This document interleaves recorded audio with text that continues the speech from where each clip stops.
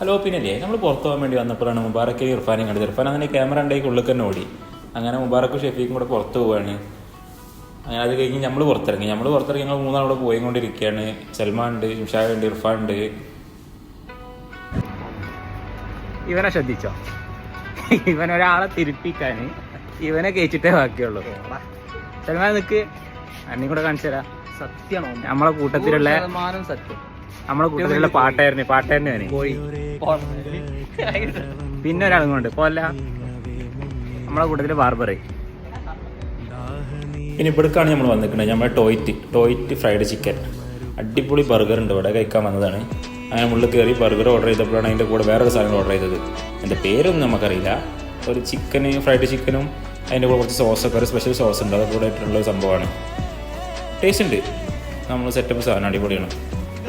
അങ്ങനെ അതും കഴിച്ചുകൊണ്ടിരിക്കുകയാണ്.